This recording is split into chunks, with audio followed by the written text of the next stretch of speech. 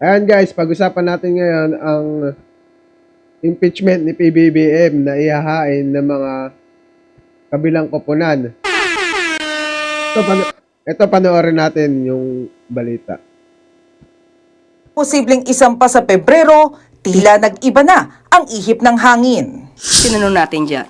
Dahil sinabi po natin, tinatanong na po na MPC kung anong inyong magiging reaksyon sa mga nababalitang magsasampa ng impeachment complaint laban kay sa Vice Presidente. Ang tanging tugon lamang niya sa akin ay kung ano po ang pagtrato sa pag-iimbestiga sa flood control projects, mga anomalyang flood control projects. Ganon din po ang gawing pagtrato sa paggagawa or sa pag-iimbestiga patungkol dito sa impeachment complaint laban kay VP Sara. Sabi Yun, di ba dati, si PBBM ay hindi siya agree sa impeachment ni Inday Sara. Na ang sabi niya, wala sa mga kakampi niya sa Kongreso ang naghain ng impeachment ni Sara. Pero nung nahain na yun ng mga ibang partido, siyempre, ang pipirma dyan, yung mga kakampi niya. Yung mga nasa majority, pinakamarami. Kasi, nandun din yung pagbabanta sa Pangulo. Siyempre, unang-una si Sandro Marcos, pipirma talaga yan. Kahit naman ako eh. Ngayon, ito na, sabi ni Atty. Claire Castro, na kung ano yung pag-iimbestiga sa flood control, kung ano yung trato o yung ano nila, trato ng pag-iimbestiga sa flood control, ganun din ang kay VP Inday Sara. Para bumaliktad na ang sitwasyon ni Pangulo. Gumagamit na, parang may pagkainis na rin. Tara, tuloy natin. ng Malacanang, hindi pa kasi napagtanto noon ang lawak ng issue. Pero hindi lang kay VP Sara, kundi kay Pangulong Marcos, may nagbabansyang impeachment complaint. Sabi ni House Deputy Minority Leader Representative Edgar Erice, may pro-Duterte groups na gustong maghain ng impeachment complaint laban kay PBBM dahil sa umano'y betrayal of public trust. Hindi raw kasi niya napigilan ang ilan sa kanyang mga kaalyado na meron yan. Dalawa daw ang sabi nila. Daw. Pero hindi pa ako sure. Kung sa Duterte Block, isa. Ay sa Duterte Party, isa. Malamang sa malamang yan. Si Rasco, mga ganyan. O gagamitin nila yung dalawang bata doon. Dalawang bugok na kongreso doon. Dalawa. Si Libiste o kaya si Meow Meow. Sa ano naman, sa kabilang partido naman, siguro si Trojan Horse. Kobichongko. Yan, malapit-lapit pa. abusuhin ang budget insertions. The president allowed and signed the three budgets which contained the anomalous projects. Kung pinabayaan, that's gross, inexcusable gross negligence. Wait. Saglit lang. Ayan ba yung gagawin nilang grounds ng impeachment ni PBBM? Ito kung yun ang gagamitin nilang grounds laban kay PBBM, I think, ayan yung sa mga flood control anomaly.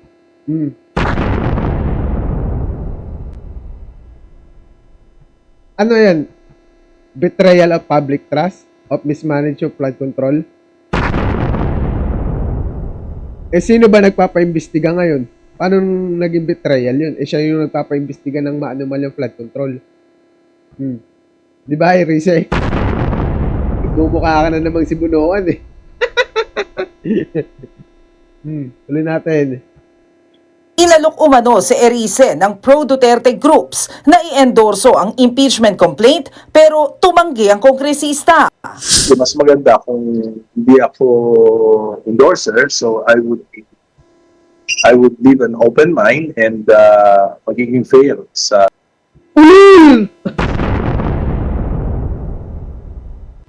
kakasabi mo pa lang nung nakaraan eh.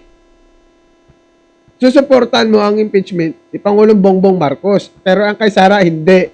Ano, bias? Trapo! Decision ko. So, yun ang unang reason. Kaya sabi ko, I would rather just participate in the Committee of Justice. Pangalawa, ang reason ko, siyempre, they are pro-Duterte groups. Hindi naman ako identified with the Dutertes. I'm a member. Hindi siya identified pero galawan Duterte.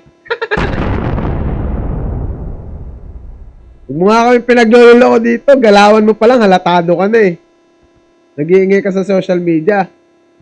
Lagi ka nagpapasikat.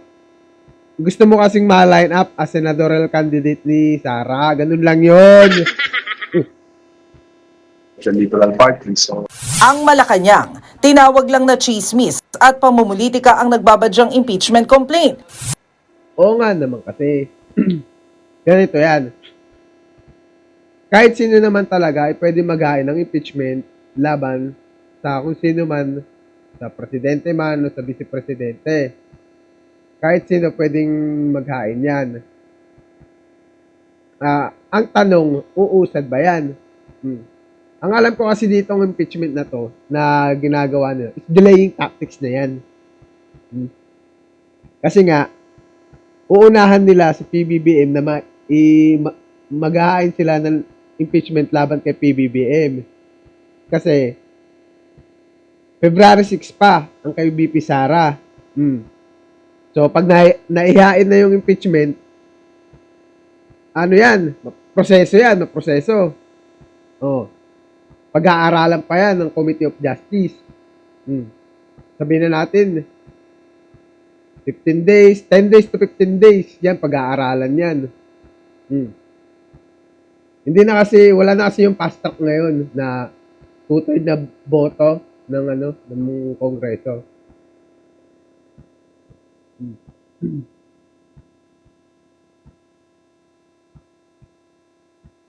So ganito, pag nahihain na yan, di ba, wala na yung fast track.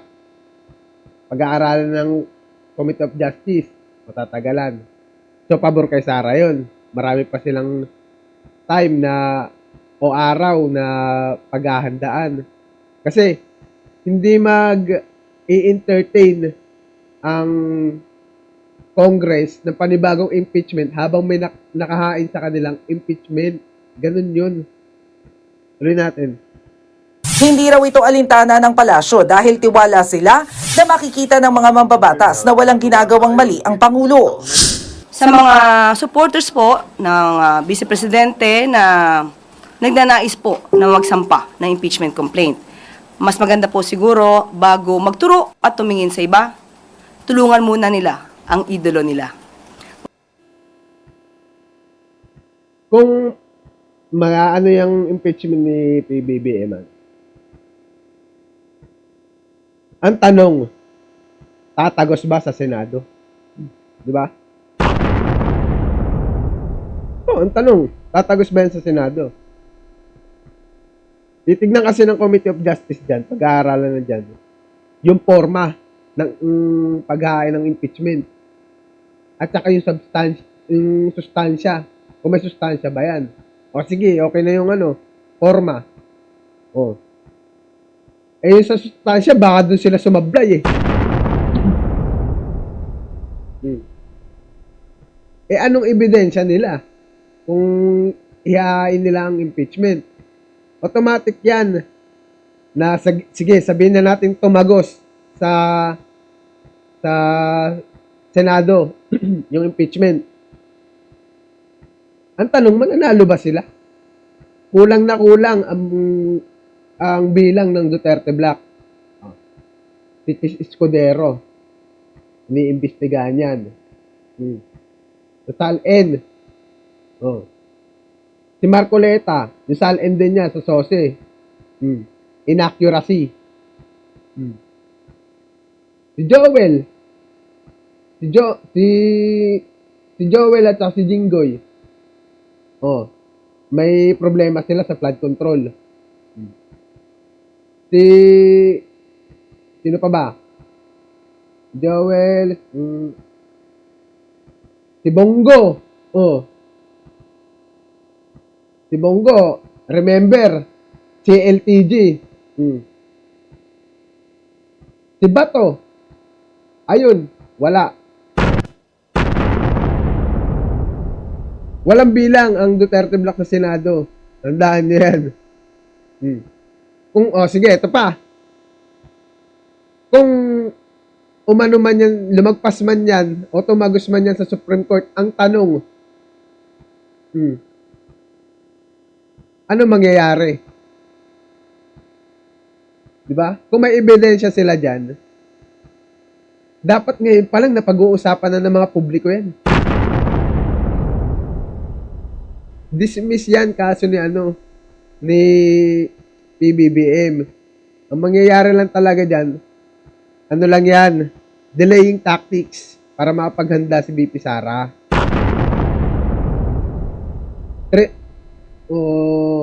More than or less 3 months, yan.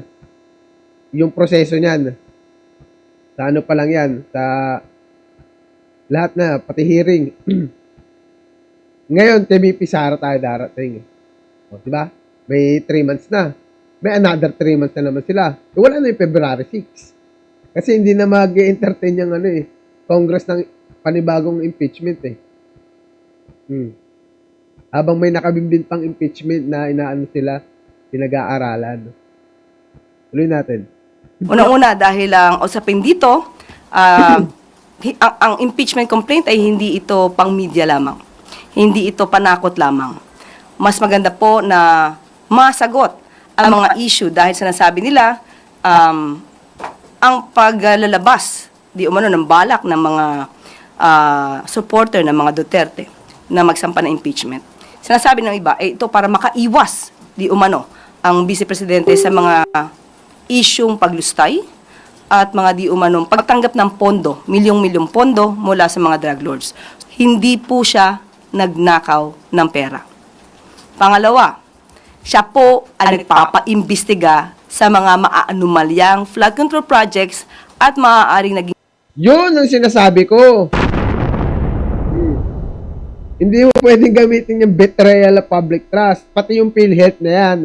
Kasi yung, sa PhilHealth, may desisyon ang korte dyan.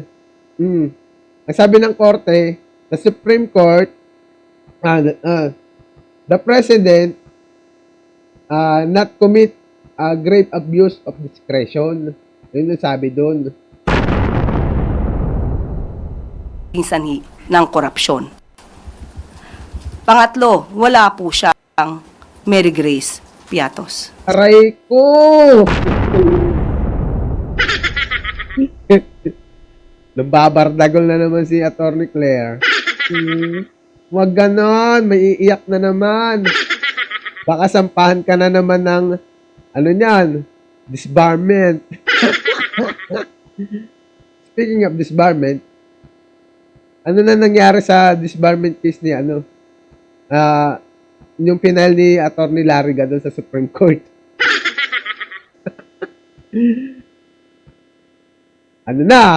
Hindi halata, Supreme Court Pagpatuloy niyo yan. Sa ngayon, business as usual si Pangulong Marcos.